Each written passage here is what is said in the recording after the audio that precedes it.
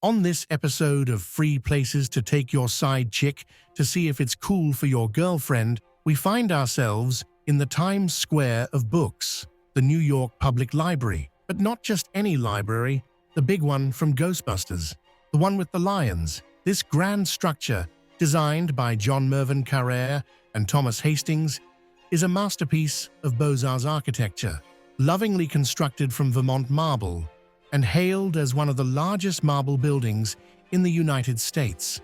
With its giant marble pillars and its big dick energy steps, it feels like you're at Julius Caesar Salad's house. The inside is as confusing as Bruce Jenner in court, and filled with more confused foreigners than the Roosevelt Hotel. And it is beautiful, stunning even, with its long, echoing corridors, labyrinthine stairwells, and murals on every wall. It's almost as stunning as pre-meth Ice Spice.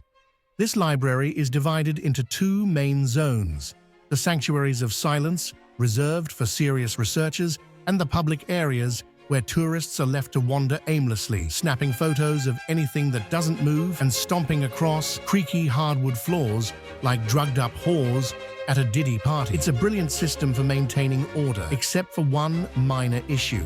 I could not find a single goddamn book. No, seriously, where were the books? At first I assumed they were hidden.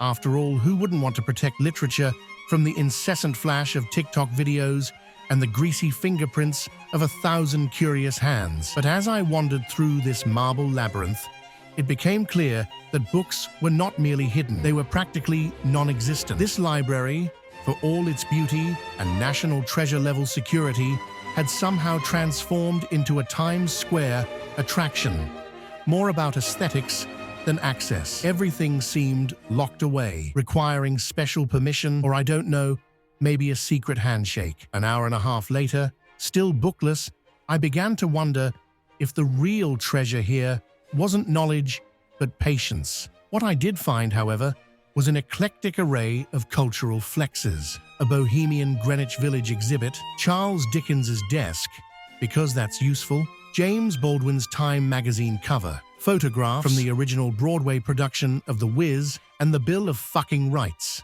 in case you want to cry over what's left of our democracy. There's even the original Winnie the Pooh and his gang, looking like they got jumped by some YNs. This place has everything, that is, except motherfucking books. Eventually, my search for literature led me to the gift shop, where books were indeed available, sandwiched between overpriced tote bags and a jewelry counter, because apparently in this library, the only books you're allowed to take home are the ones you have to pay for. And then, dear viewer, it dawned on me, I was the idiot.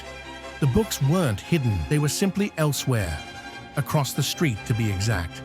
That's right, the real library, the one we all grew up with, full of Captain Underpants, cookbooks from Thailand, and actual books you can borrow, was right there the whole time.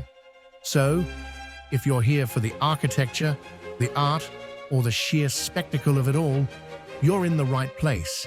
But if you're looking for a goddamn book, head across the street to the actual library and flip the bird to this one on the way out.